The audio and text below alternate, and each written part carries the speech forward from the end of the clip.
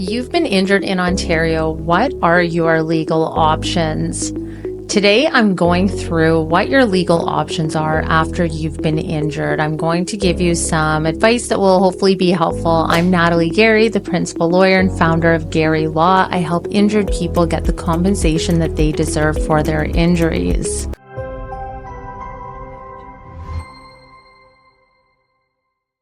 Many of you might wonder, and I do get this question quite a bit, especially in initial consultations, but you might be wondering, what legal options do you have if you've been injured in an accident? So today I'm going to give some insight into this topic to help you understand your rights and the best course of action depending on your situation. So in terms of assessing your legal options, you need to look at two specific things in relation to whether you should start a lawsuit. So those two important things are the severity of the injury you've sustained and its impact on your life. For minor injuries like a small cut or an injured toe, it might not be practical to retain a lawyer.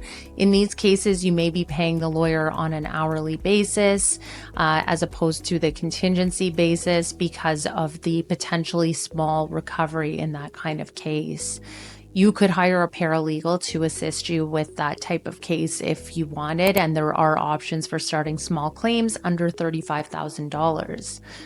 You might be wondering, though, if you're injured, when you should retain a lawyer. So if you're seriously injured and you're unable to work or maintain your house and you're in pain, it is advisable to at least consult with a lawyer who can give you comprehensive advice on your legal options and help you to navigate the complexities of the legal system in terms of getting compensation for your injuries.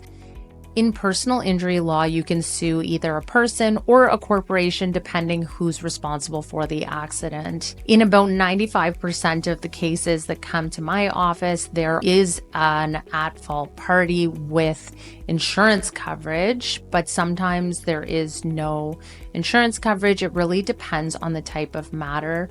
In an intentional tort situation, there sometimes is no insurance coverage, and then more investigation has to be done. So this would be cases like assault or sexual assault. Then investigations have to be done into the background and where the compensation could come from.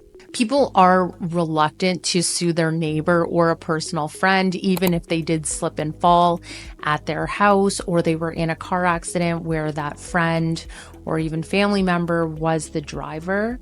But it's important to remember that the person you're claiming against is not likely to be the one actually paying your claim. Instead, it is the insurance company that will negotiate a settlement with your lawyer, or that will be paying a judgment after you go to trial. In looking more closely at insurance and settlements, for example, if you do slip and fall on a neighbor's or family member's property, the homeowner's insurance policy typically covers this type of incident, and this means that the insurance company, not your friend or your neighbor or your family member, they are not the ones that are actually dealing with the lawsuit and paying the amount of the claim. Car accidents can be quite complicated. If you're injured from a car accident, the laws in Ontario are complicated, and you definitely do need to get advice from a lawyer. I do have a more specific video that addresses car accident issues, but there are deductibles that apply, and these change every year, so it's good to get up-to-date legal advice on how those could impact your claim. In terms of hiring a personal injury lawyer, I would say regardless of even the severity of your injury or the cause of your injury, if you've been injured, seek legal help from a personal injury lawyer to get at least an opinion on your matter. A lawyer can maximize the settlement value of your case and make sure that you're getting compensation for all of the types of damages. There might be some damages you wouldn't even think are recoverable, so it is important to get legal advice for your specific situation. And if you want to understand the process better and what types of damages you might be entitled to, I do have other videos about damages, and those will be linked below.